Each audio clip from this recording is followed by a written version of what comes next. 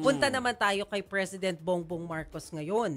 Dahil alam naman natin na pabalik na siya dito sa Pilipinas matapos ang kanyang 5 araw na state visit dyan sa India. Pero alam nyo ba na bago siya umalis sa India, sa Bangalore, pabalik dito sa Maynila, nagkomento na siya tungkol sa impeachment. Finally, di ba?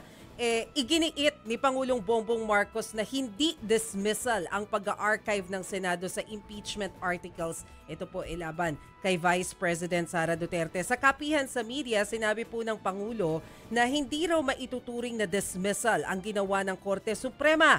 Pero tumanggi siyang magbigay ng komento sa aligasyong korupsyon laban kay Vice President at sinabing nasa Commission on Audit o COA at iba pang ahensya ang investigasyon. Narito po ang sinabi ni Pangulong Bongbong Marcos. We have to make very, very clear to everyone that the Supreme Court decision does not have any bearing on the rightness or wrongness of the merits of the impeachment case. They're not saying that there was no wrongdoing. Neither are they saying that there was wrongdoing. All they're saying is that you did not handle it properly. Accountability just doesn't come into it here. Importante na maliwanag sa tao yun. That situation does not really involve me. It would be highly improper for me to tell my friends who are in the Senate and who are in the House na ito yung dapat ninyong gawin. Highly improper yun. Samantala, hindi naman po yan yung yung objective ni PBBM sa pagpunta sa India. Kasi nga po 5 araw yung kanyang state visit doon. Base na rin po sa imbitasyon ni Prime Minister Modi ng India.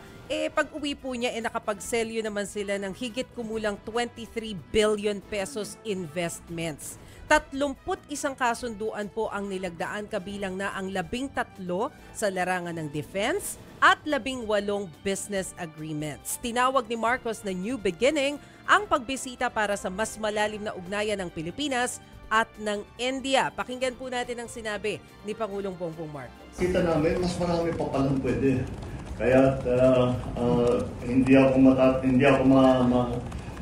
magugulat kung ang mga susunod na buwan ay magdadatingan dito mga Philippine businessmen at pati na ang mga iba't ibang ahensya ng gobyerno. I am very glad that we have opened these new lines of communications. Yun ang mga sinabi. Pero mukhang maraming nakomentuhan Mukhang dun sa issue ng China, nakapagbigay din daw ng pahayag si Pangulong Bongbong Marcos Tama ba? Nag-react ba si China? Nag-react kasi parang ang balita natin, naghain daw ng protesta ang China laban sa Pilipinas after nga sabihin ni PBBM na hindi maiiwasan yung pagkakasangkot ng bansa sakaling magkaroon ng gulo sa pagitan ng China at ng Taiwan. Ang sabi po ng China, sinuway ng Pilipinas ang One China policy at tinawag na provocative ang mga pahayag ni Marcos. Ang sagot po dito ng Pangulo, dapat ipagtanggol ng Pilipinas ang sariling teritoryo at iligtas ang mahigit 200,000 Filipinos na nasa Taiwan kung magkaroon ng gulo. Tumanggi si PBBM na diretsahin ang tanong kung papayag siyang gamitin ng US ang mga base sa Pilipinas para depensahan ng Taiwan. Sabi po niya, kailangang ipagtanggol ang sovereignty ng bansa at ilikas agad ang mahigit 160,000 Filipinos na nasa Taiwan sakaling magkaroon ng gulo.